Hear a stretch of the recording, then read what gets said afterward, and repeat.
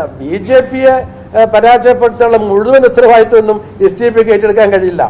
അങ്ങനെ BJPയെ പരാജയപ്പെടുത്തുന്ന സകല ഉത്തരവാദിത്വം STP ഏറ്റെടുക്കണമെന്നും എവിടെയില്ല. എന്ന് വെച്ച് BJPയെ സപ്പോർട്ട് ചെയ്യുന്നല്ല പറഞ്ഞത്.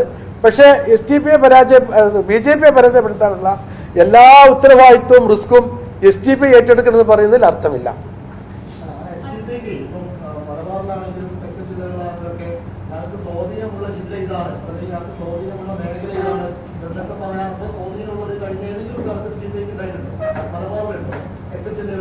എങ്ങനെ സ്വാധീനം എന്ന് പറഞ്ഞാൽ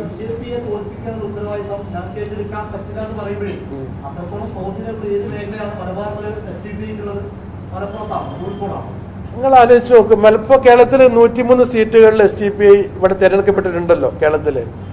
പിന്നെ ആലപ്പുഴ ജില്ലയിൽ നമുക്ക് 13 അവിടെ മുനിസിപ്പാലിറ്റി അടക്കം മെമ്പർമാരുണ്ട്. ഞങ്ങൾ കഴിഞ്ഞ 2020 തെരഞ്ഞെടുപ്പിൽ പരാജയപ്പെട്ട പല സീറ്റുകളും വളരെ നാമമാത്രമായി 1 വോട്ടിന് 10 വോട്ടിന് 5 വോട്ടിന് അങ്ങനത്തെ വാർഡുകൾ തന്നെ കുറേ ഉണ്ട്. പിന്നെ കേരളത്തിലെ എല്ലാ അസംബ്ലി മണ്ഡലങ്ങളിലും പിന്നെ പാർട്ടി കമ്മിറ്റികളുള്ള എല്ലാ പഞ്ചായത്തുകളിലും പാർട്ടി ഘടകമുള്ളൊരു പാർട്ടിയാണ്. ഒരു പഞ്ചായത്ത് വാർഡിൽ ആളുകൾ തോൽക്കുന്നത് വളരെ നാമമാത്ര മാർജിനാണ്. 500 വോട്ട് 400 വോട്ടൊന്നും മാർജിനൊന്നും ഇപ്പം ഇല്ല. ഇപ്പോഴൊക്കെ 10 വോട്ട് 20 വോട്ട് 30 വോട്ട് 100 വോട്ടിന്റെ താഴെ മാർജിനിൽ ജയിക്കുന്ന ആയിരക്കണക്കിന് വാർഡുകളുണ്ട്. അത്തരം വാർഡുകളിലൊക്കെ നമ്മൾ വളരെ നിർണായകമായിരിക്കും, അത് സംശയമൊന്നുമില്ല. നമ്മൾ വലിയ ശക്തിയാവണമെന്നില്ലല്ലോ.